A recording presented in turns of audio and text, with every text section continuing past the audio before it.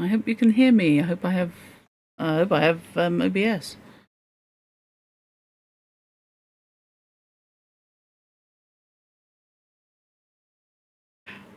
Hello, Kate. Hello, Hiram. I hope hello, fish. Though not sure.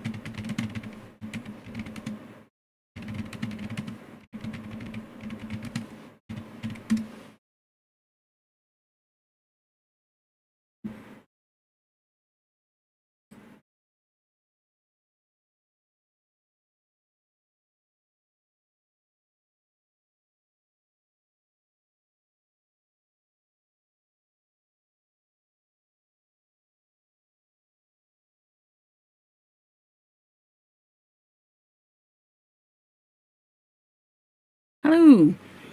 Right. Actually working. Yeah.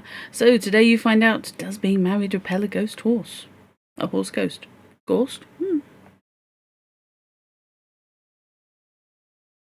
Right. So, official welcome to book club. And we are reading The Horse of the Invisible by William Hope Hodgson. And okay, sorry, hang on. What's going on? Why are you being weird?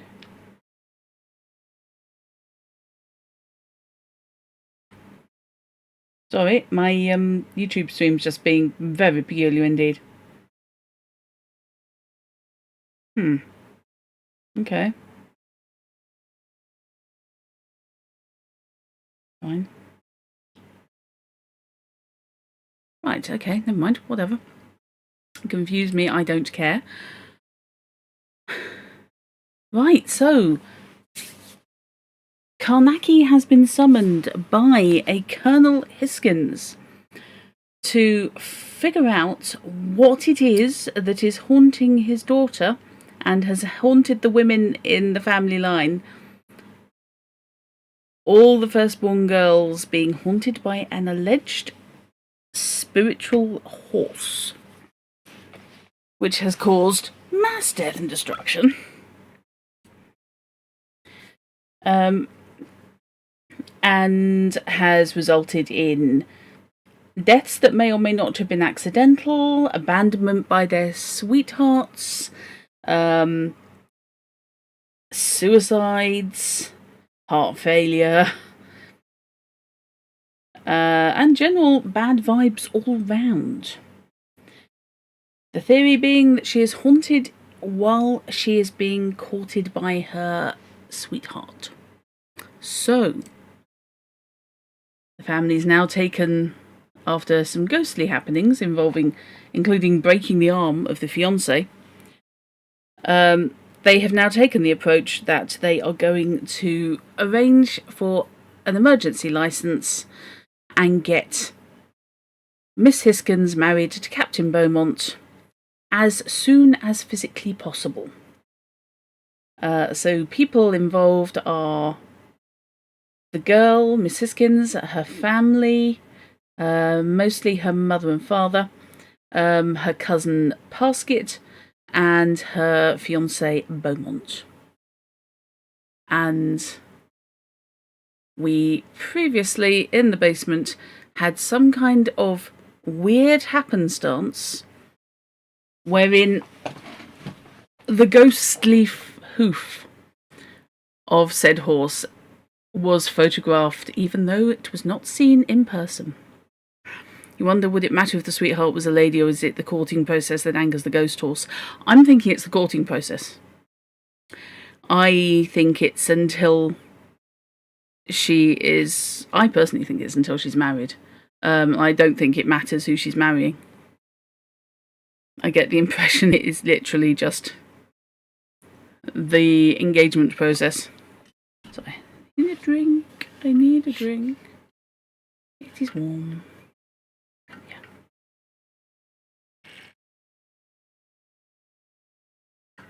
Right. So, they have been doing defences around Miss Hiskins overnight. So we've had the pentacle, the electric pentacle, and all sorts of spiritual gubbins, which even Karnaki isn't certain will sort it out. However, she's been unmolested overnight, so to speak. Beaumont, however, has gone off to get the special licence, and Parsket and Karnaki have been keeping watch overnight, and when we left them, Karnaki had just gone off to bed. Hello, Molybdenum. How you doing?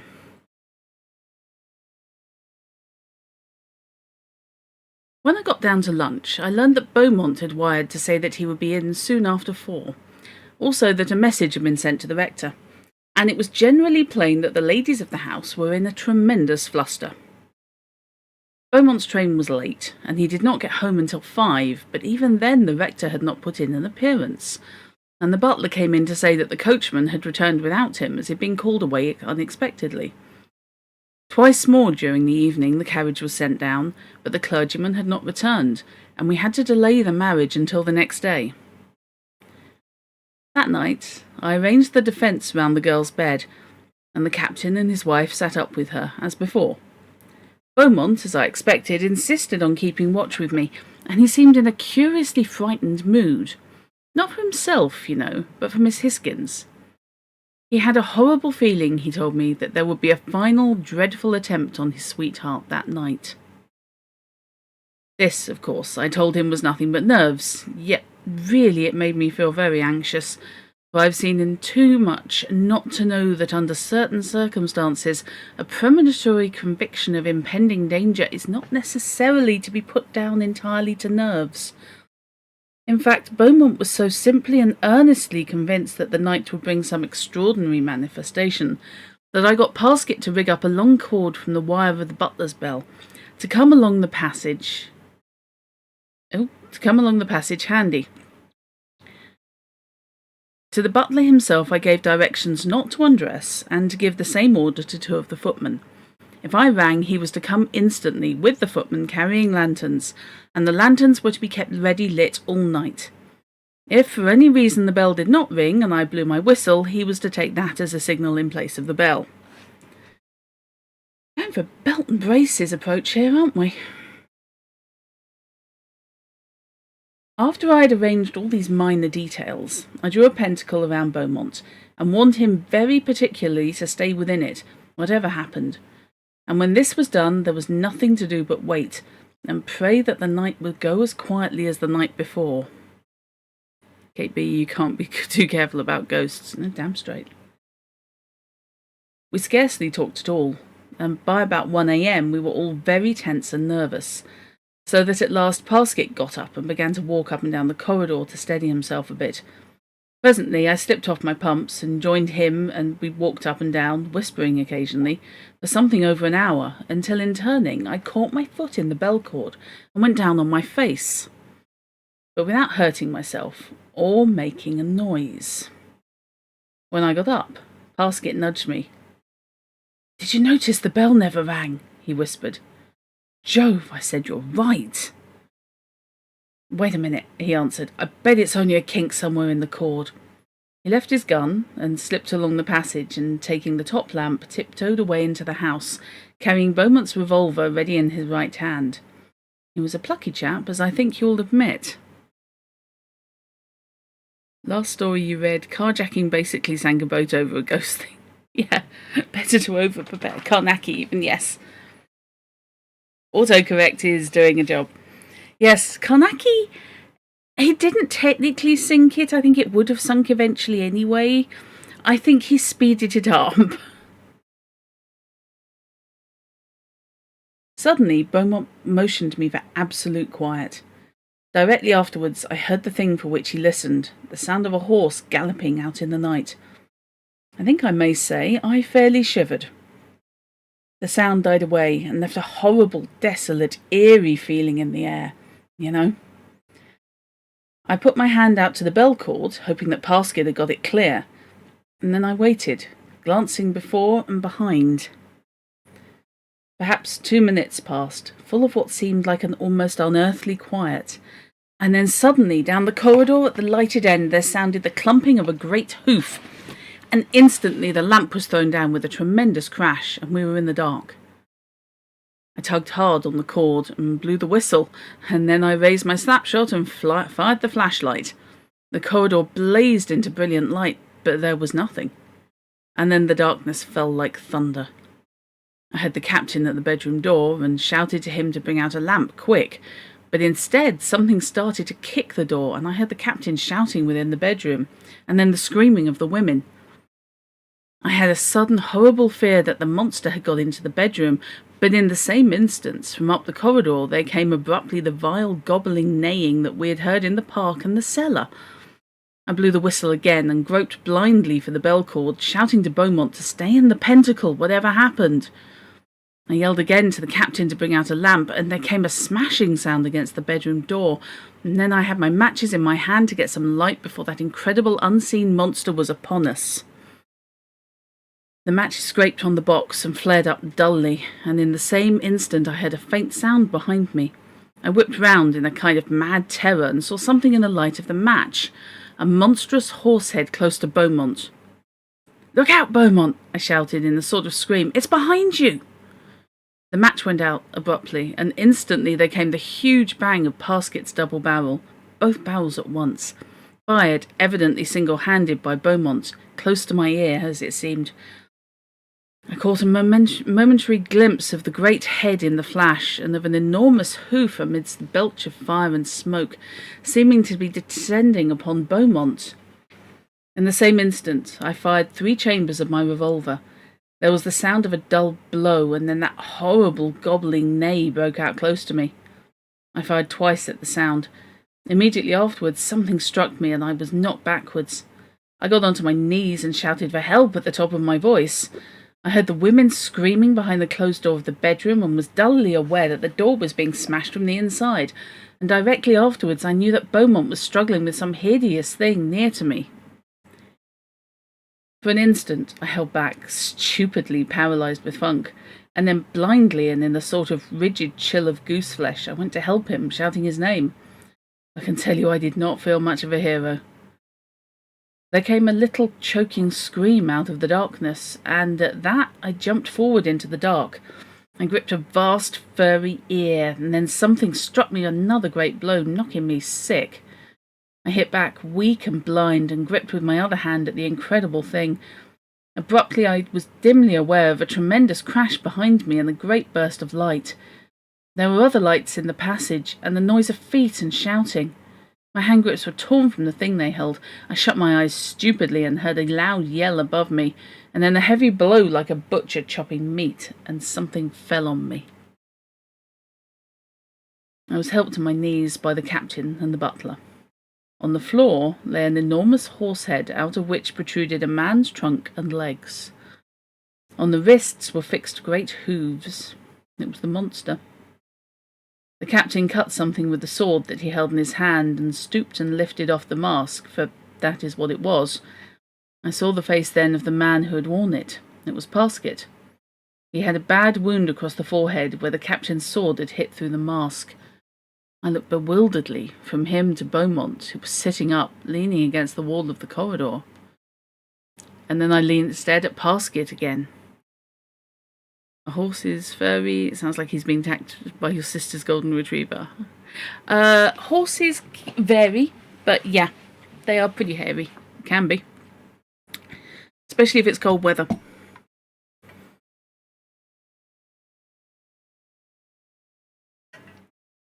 Gives you some idea of the size of the head, though. The entire torso's inside it.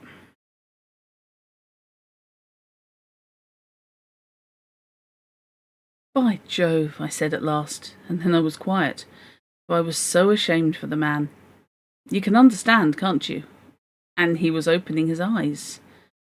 And I'd so grown to like the man.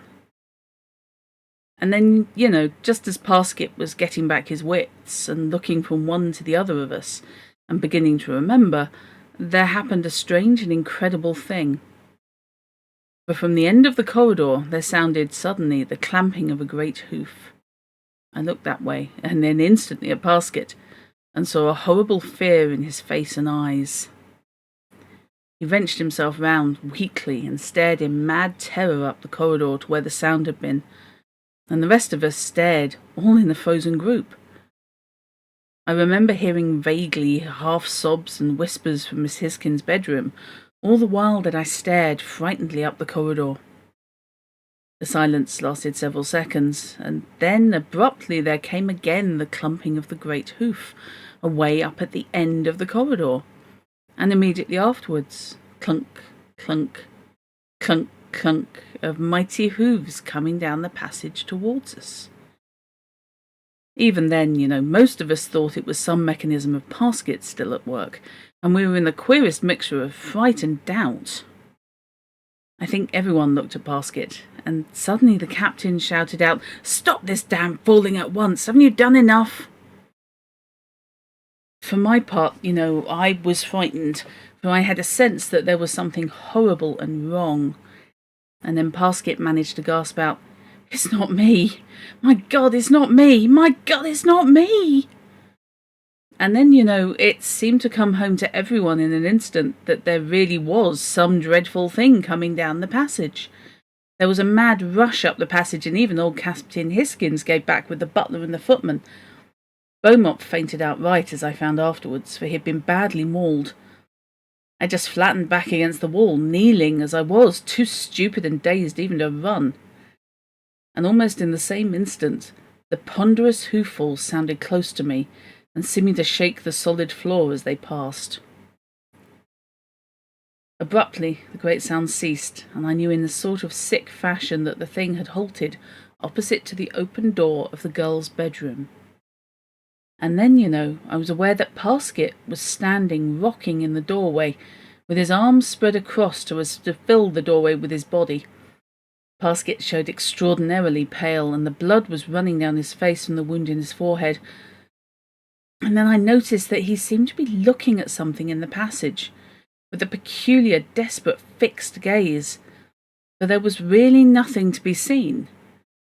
And suddenly the clunk, clunk, clunk, clunk recommenced, and passed onward down the passage, and in that same moment Parsket pitched forward out of the doorway onto his face. There were shouts from the huddle of men down the passage, and the two footmen and the butler simply ran, carrying their lanterns, but the captain went against the side wall with his back and put the lamp he was carrying over his head.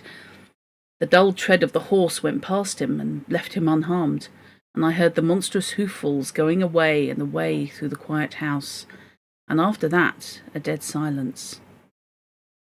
Then the captain moved and came towards us, very slow and shaky, and with an extraordinarily pale face. I crept towards Parsket, and the captain came to help me. We turned him over, and I knew in a moment that he was dead, but you can imagine what a feeling it sent through me. "Oh, hi fish, you have missed most of it." We have had the reveal that the ghost, in part, is not a ghost. It is a man in a large horse mask, wielding fake hooves, and he has done a job of battering the fiancée. But then also, something ghostly just clip-clopped its way down the corridor, and the fraudster refused to let it into the young lady's bedroom. Wacko, literally, yeah. I think when I first read this, slight digression, I was slightly thrown, and then I was in a house of the appropriate era, going around with my mum, I think, and we were in one of the internal galleries, and there was a power cut. I mean, it was about 30 seconds. It was literally just something had tripped a fuse. And it was at that point I realised the corridor has no windows. The rooms either side have windows, depending on, the arrangement of the actual house. But if those doors are closed, there's literally no natural light for the bulk of the corridor. There might be something at the end, but when they say it's black and they can't see anything, yeah, they're not kidding.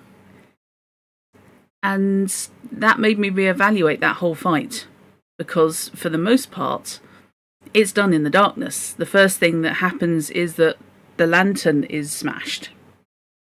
So the rest of it is guy in a mask, which, when you can see him, sure, you can tell it's a guy in a mask. But when you can't see him, you've just got vague impressions of something extremely big clobbering you. And, Karnaki says in the fight, he's grabbed onto a huge ear. By which I do take to mean that this mask is basically made out of a taxidermied horse's head. Possibly something along the lines of a Shire horse.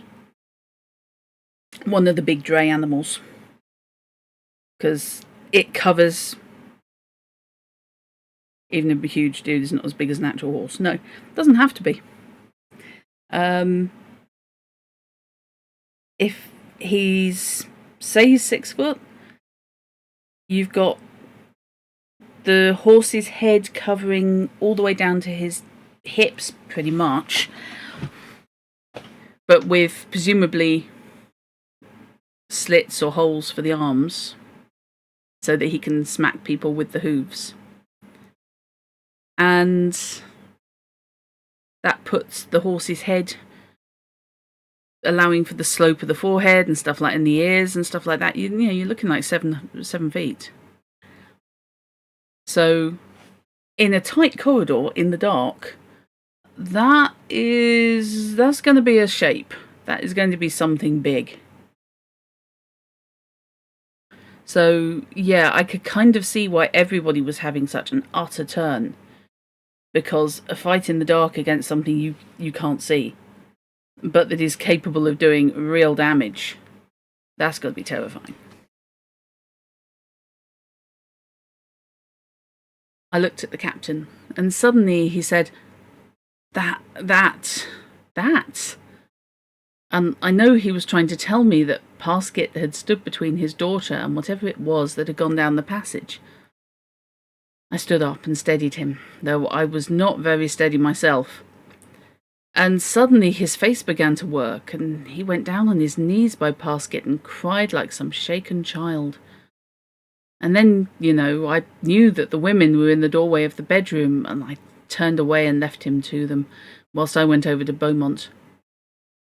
That's practically the whole story, and the only thing that's left to me is to try and explain some of the puzzling parts here and there. Perhaps you've seen that Parsket was in love with Miss Hisgins, and this fact is the key to a good deal that was extraordinary. He was doubtless responsible for some portions of the haunting, in fact, I think for nearly everything. But I can prove nothing, and what I have to tell you is chiefly the result of deduction. Oh yeah, and on a huge dude isn't as big as an actual horse, KB, because he's standing up. It's not that he's on all fours doing a pantomime horse.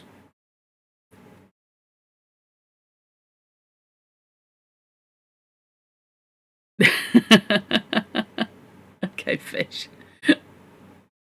In the first place, it's obvious that Parsket's intention was to frighten Beaumont away. And when he found he could not do this, I think he grew so desperate that he really intended to kill him. I hate to say this, but the facts force me to think so. That's okay, Fish. This would not be one of my book club streams without somebody innuendoing. It's quite certain that Parsket was the person who broke Beaumont's arm. He knew all the details of the so-called horse legend and got the idea to work upon the old story for his own end. He evidently had some method of slipping in and out of the house, probably through one of the many French windows, or possibly he had a key to one or two of the garden doors. And then when he was supposed to be away, he was really coming down on the quiet and hiding somewhere in the neighbourhood. You see, Kate B, you see all you see in the front in your traps, you don't care about the rest of the horse. Yeah, exactly. Yeah. Again, that threw me slightly the first time I read it, and then I had to go back and it was, yeah. Because my first thought was sort of all fours pantomime horse style. And then I realised that actually, no, it's effectively the four quarters of a horse. Like you said, unless it's actually kicking you, you're not that fussed about the rest of it.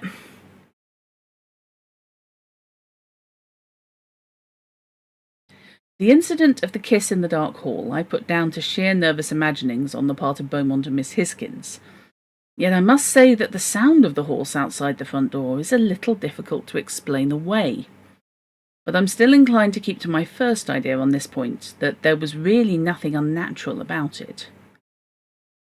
The hoof sounds in the billiard room and down the passage were done by Parsket, from the floor below, by pumping up against the panelled ceiling with a block of wood tied to one of the window hooks. I proved this by an examination which showed the dints in the woodwork. The sounds of the horse galloping round the house was also done by Parsket, who must have had a horse tied up in the plantation nearby, unless indeed he'd made the sounds himself, but I don't see how he could have gone fast enough to produce the illusion, I love the idea that he thought Parsket was heavy-footed enough that... Yeah. I mean, what was he expecting? Coconuts?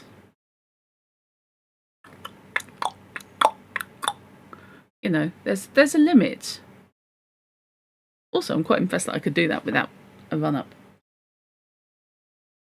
The gobbling neighing in the park was a ventriloquial achievement on the part of Parsket, and the attack out there on Beaumont was also by him, so that when I thought he was in his bedroom, he must have been outside all the time, and joined me after I ran out the front door.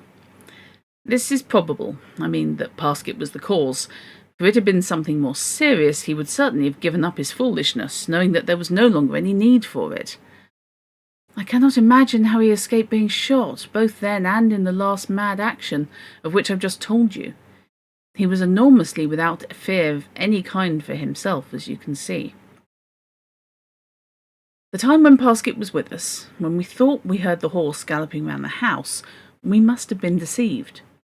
No one was very sure, except, of course, Parsket, who would naturally encourage the belief. The neighing in the cellar is where I consider there came the first suspicion into Parsket's mind that there was something more at work than his sham haunting. The neighing was done by him in the same way that he did it in the park. When I remember how ghastly he looked, I feel sure that the sounds must have had some infernal quality added to them, which frightened the man himself. Yet later he would persuade himself that he had been getting fanciful. Of course, I must not forget that the effect upon Miss Hisgins must have made him feel pretty miserable. Then about the clergyman being called away, we found afterwards that it was a bogus errand, or rather call, and it's obvious that Parsket was at the bottom of this, so as to get a few more hours in which to achieve his end. And what that was, where very little imagination will show you, for he had found that Beaumont would not be frightened away. See what I mean? Then there's no doubt at all but that Parsket left the cord to the butler's bell in a tangle, or hitched somewhere, so as to give him an excuse to slip away naturally to clear it. This also gave him the opportunity to remove one of the passage lamps. Then he only had to smash the other, and the passage was in utter darkness for him to make the attempt on Beaumont. In the same way, it was he who locked the door of the bedroom and took the key. It was in his pocket. This prevented the captain from bringing a light and coming to the rescue, but Captain Hisgins broke down the door with the heavy fender curb, and it was his smashing the door that sounded so confusing and frightening in the darkness of the passage. The photograph of the monstrous hoof above Miss Hisgins in the cellar is one of the things I am less sure about. It might have been faked by Parsket while I was out of the room, and this would have been easy enough to anyone who knew how. But it doesn't look like a fake. Yet, there is as much evidence of probability that it was faked as against, and the thing is too vague for an examination to help to a definite decision, so that I will express no opinion one way or the other. It's certainly a horrible photograph. And now I come to that last dreadful thing. There's been no further manifestation of anything abnormal, so that there is an extraordinary uncertainty in my conclusions. If we had not heard those last sounds, and if Parsket had not shown that enormous sense of fear, the whole of this case could be explained in the way which I have shown. Parsket. Would Parsket know they'd be poking around in the cellar? No reason to set all that up otherwise. Yeah. Given that he was basically in their confidence, I think Karnaki would probably have mentioned it, to be honest. Quite possibly, they had the afternoon to themselves to do some investigation, and that's, I think he decided over breakfast that he was going to do it. So that gives Parsket an hour or so to get stuff set up.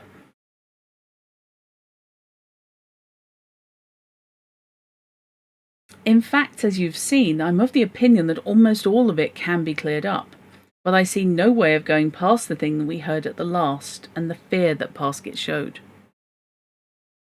His death. No, that proves nothing. At the inquest, it was described somewhat untechnically as due to heart spasm. That's normal enough, and leaves us quite in the dark as to whether he died because he stood between the girl and some incredible monster. The look on Parsket's face, and the thing he called out when he heard the great hoof sounds coming down the passage, seemed to show that he had the sudden realization of what before then may have been nothing more than a horrible suspicion. And his fear and appreciation of some tremendous danger approaching was probably more keenly real even than mine. And then he did the one fine great thing. And the cause? I said. What caused it? Karnaki shook his head. God knows, he answered with a peculiar sincere reverence. If that thing was what it seemed to be, one might suggest an explanation, which would not offend one's reason, but which may be utterly wrong. Like your brother has, is it a heart spasm normal? Your brother has those, atrial fibrillation. He's had the surgery to fix it and is scheduled for another because it came back. Yeah, I think my grandmother had them and had to have a pacemaker fitted as a result. So early 20th century. You're looking at unlikely to have been detected, to be honest.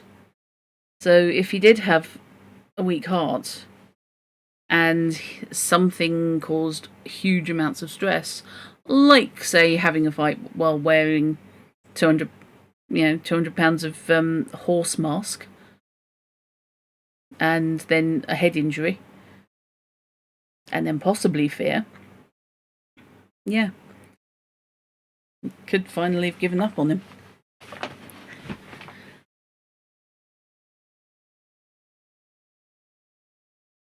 Yet I have thought, though it would take a long lecture on thought induction to get you to appreciate my reasons, that Parsket had produced what I might term a kind of induced haunting.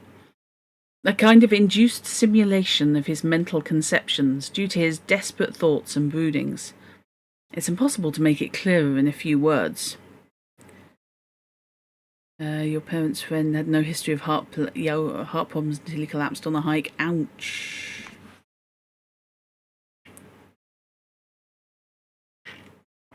Yeah, and there's also the that heart condition that tends to affect the young and the fit, the athletes, which goes completely symptom-free, usually, until they keel over. Seemed to recall somebody had a heart attack while playing football. Possibly live on camera. And just went down like a sack of spuds.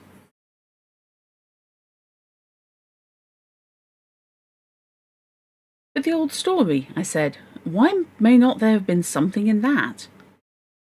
There may have been something in it, said Carnacki quietly, but I do not think it had anything to do with this. I've not clearly thought out my reasons yet, but later I may be able to tell you why I think so. And the marriage, and the cellar, was there anything found there? Asked Taylor. Yes, the marriage was performed that day, in spite of the tragedy, Carnacki told us. It was the wisest thing to do, considering the things that I cannot explain. And yes, I had the floor of that big cellar up, for I had a feeling I might find something there to give me some light, but there was nothing. You know, the whole thing is tremendous and extraordinary. I shall never forget the look on Parsket's face, and afterward the disgusting sounds of those great hooves going away through the quiet house. Carnacki stood up. Out you go, he said in friendly fashion, using the recognised formula. And we went presently out into the quiet of the embankment, and so to our homes. Alia, spontaneous heart problems are, alas, a thing. Your father now has a heart strangeness. After being more than fine, he should have been given weight and activity levels for years. Oof. Yeah, there are elements on heart problems that can just literally come out of a clear blue sky. And until they're a problem, they're not a problem, if that makes sense. So, yeah, it's entirely possible that it was stress, shock, and the head injury that clubbed together and caused Parsket's heart to give out. Doesn't necessarily have to have been anything supernatural. However, I quite like the idea that Parsket was potentially generating a ghost by pure concentration. It's a fascinating idea. And makes an interesting situation for that last standing in the doorway. If he was doing it himself without realizing it, then, you know, he was effectively defending the woman he loved against his, quote, baser instincts. And the stress finished him off. So yes, I like that one. I wasn't sure when I first read it, but it has really grown on me. So, I hope you enjoyed that. Hope you found it interesting anyway. Next week should be available. Cool, I'm glad you liked it. Yeah, next week I am, she says, going to the right, there. Oh right, it's actually the next story. I could have just gone on one page. Duh. Hang on a mo.